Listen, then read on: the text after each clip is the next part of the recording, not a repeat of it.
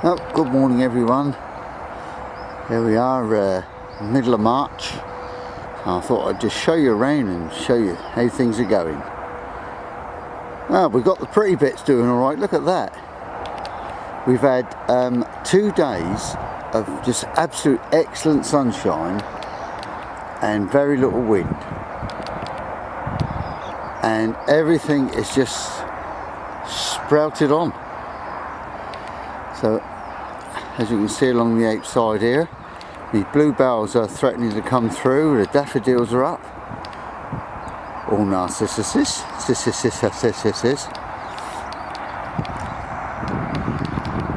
as my wife reminds me, they're not all daffodils are narcissuses or narcissuses, oh I don't know. Any road up. Let's have a look at our cold frame. What we've got going on in here is I've got some leeks in pots. I've got some parsnip that I'm growing in tubes. I've put a couple of me onions, red onions and white onions, serums, into trays. The reason I've done that is because I'm encouraging some youngsters to grow, and they're for them, because mine are in the ground and they're doing quite well. Then we've got some sweet peas. I've put them in tubes as well. That is once again for the youngsters, because they can put them in easier. I brought on through the winter a pepper, and I'm going to hope that is going to start sprouting some leaves. It's had minimal amount of water. So let's move on round. I suppose we'll go into our little comfy bit, preparing me potting compost for potting things on, mixing it with sand and so on. So yeah, basically that's it in here, nothing serious at all. Yeah, an overwintered parsley. So let's go in the greenhouse and see what we've got going on in there. There's not much going on in there either really, but there we are in the greenhouse. Oh, the parsnips in tubes have gone mad. Well, I shall have to sort them out. We only want one in each tube, and they can go in the ground now. Snail has eaten my yellow peppers, left me just the one. The trouble is, when you go organic, it's so difficult to keep these things away. But my overwintered carrots, they're doing okay, look, so I'm going to get some really early carrots out of there. And I've got a couple of rootstock grapevines. They were side shoots coming out of the rootstock of the grapevines I've got, and they're grafted. So I'm bringing them on. I'm going to try and graft to them.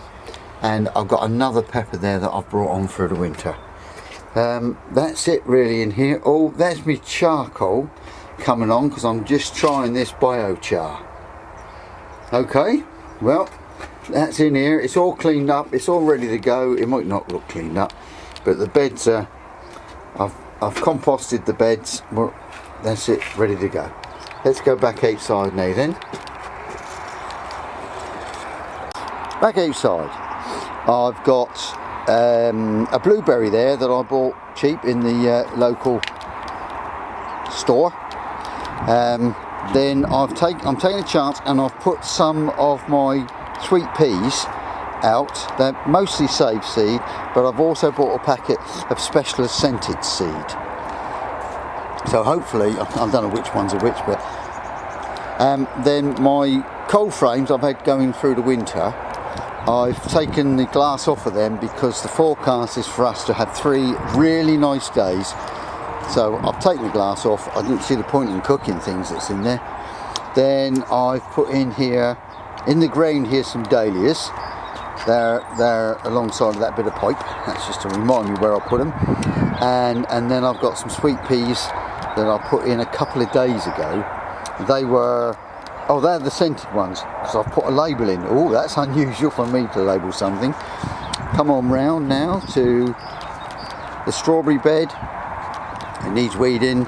The strawberries, remember, I've recreated this bed for this year, so this is their first year, but they're doing okay. Every single one of them seems to have taken. I think the weather we've had has helped to sort that out. Then I've got some beetroot.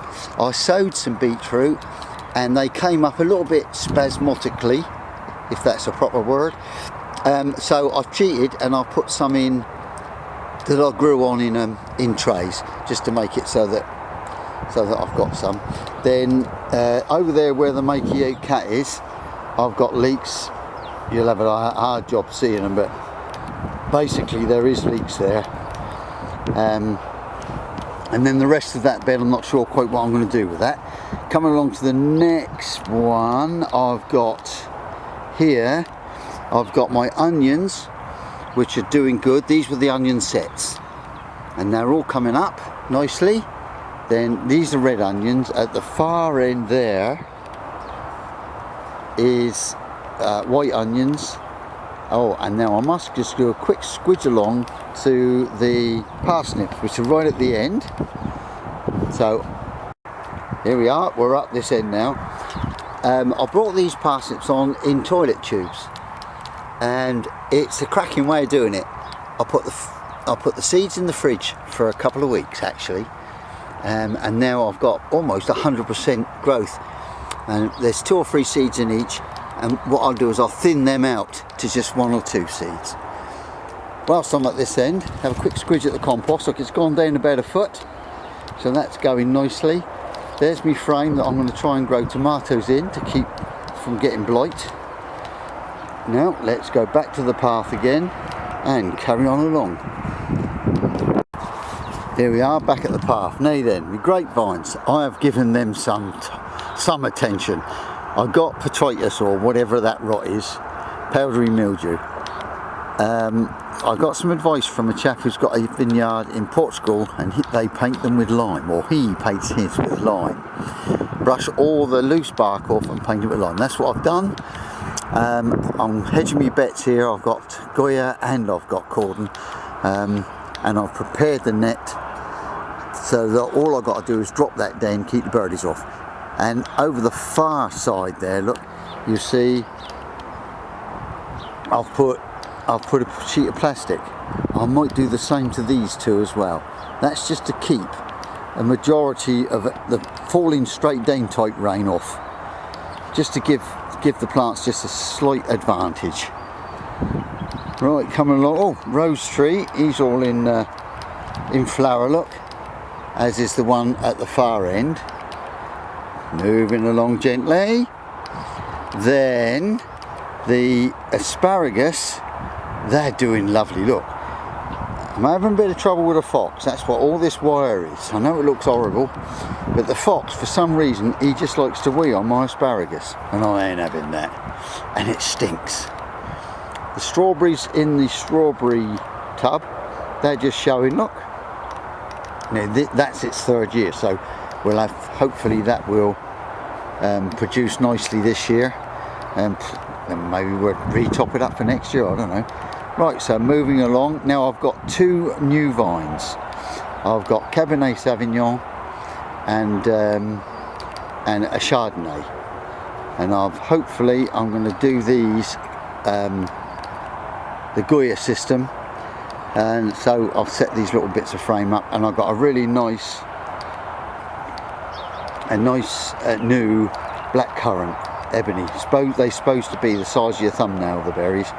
That's the one that Sutton's sent to me, because they sent me the wrong one. So good for you, Sutton. See, you made amends there.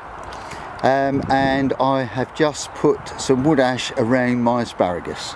Not asparagus, you silly boy. Around my garlic. That's the elephant garlic at the far side, and then Isle of Wight garlic this end. So that's looking good. Right, let's just op round. Right, here we go. That's my shallots. I like pickled shallots, and they're doing good. They're looking nicely. They went in way back in October. Then I've got the winter onions that came through the winter. I'm not quite sure what's supposed to happen to them. Somebody gave them to me, never tried them before, so well, see what happens. I'm not sure if I'm going to end up with onions, like big onions, or what I'm going to end up with. Then my broad beans, they're looking absolutely tremendous. Look at that, all got flowers on them. I've never seen a blue flower on an aqua dolce, but there it is. There's actually two sowings there, but they've actually caught up with each other. And then I've got a further sowing here.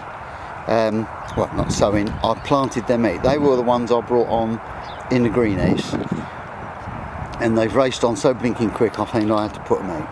Okay, so move along. Then my peas. Oh, I've prepared this line through here. That is where the sprouts and cauliflowers are going to go. And then the peas that overwintered, that same stretch will be where the spinach will go. And then they get the advantage of the nitrogen from the roots of the peas. And they're looking superb. I mean, look at some of those. They're already over a foot high. So let's move along. Oh, well, whilst we're here, have a quick squidge at the fig tree. There we go, it's got buds on. And then after the fig tree, I can't remember what that one was, but anyway, this is me fruity bushy bit. So I've got the gooseberry's not showing anything yet. The black currant's not showing. The red currant's not showing anything there yet. But that red currant there, that is showing. And as is the pear tree. I'll go a bit closer in a minute. Let's go back to the path. Okay, back to the path. Now these little raised beds here, they've had their time now. The wood's going rotten, so if you remember, that's where the beans were, the runner beans. That's all at it now. I've still got a few scratchy bits of beetroot left and a chard and a few leeks there, look. So in the next few weeks all of those will come out, because this is going to be pumpkins and squash. And then of course the spinach, which is all growing through there, that'll grow now nicely because it's warming up, but I will end up it'll end up going to seed. So once it starts to go to seed, then I'll dig it out, and then that makes a nice bit of green to either go in the compost heap or go into the potato trench. Now all of this ground that was my brassica bit, I've turned over in the hope to dry it out so that I can get my rotavator in there to fine up the soil ready for the sweet corn and the pumpkins and the squash. I've got a couple of nice broccolis there, or cauliflowers, can't remember which. That one over there was a broccoli, and I've picked up the head off of that, and you'll see that in me harvest, because I had a harvest this morning first thing. And then I've put in one row of early potatoes. You might wonder what the tubes are for. That is assuming that we have a really dry spring and I should water down through them tubes. But I don't know, maybe or maybe not. At least I can see where my potatoes are. And then of course all of this area was dug last autumn in preparation for potatoes. So I've just turned it over a little bit to get it to dry a bit, in the hope that I can rotivate it. Well, cultivate really. Oh, and then from here, look, you can see that the peach tree is in really full blossom. Look, another couple of days, that's going to be well out. As is the pear tree. The apple tree is just beginning to show smally buds. Then the rhubarb is just beginning to show up, and these grapevines, I still don't quite get these right. So this one here, I'm backing both. I'm backing Goya and cordon, one of each, and I will make notes. I'll look back on this video and know what to do next year. But that one I've cordoned it because it responded better to cordon than the Goya system. And then behind there the potatoes are doing good. Pond, there's no frog spawn yet. The bees are having a good drink though, which is my little surprise now. I'm not going to go in there, but I will just swiddle around and show you what we got going on here then. How about that? And that is going to save the day, because last year the pollination was so poor. Right, so there's the plot. It does look a little bit scruffy, as my plot always looks a little bit scruffy, and that's because it is a little bit scruffy. And I'll see you all in the summer. Let's hope that the youngsters which are watching this, so they know what to do next, get something out of it. As I say, I'm no expert, but I've done it for years. In fact, I took over this plot in 1974, but the family took it over in the mid-50s, I believe. So anyway, there you go then. We'll see you all in the summer. Bye.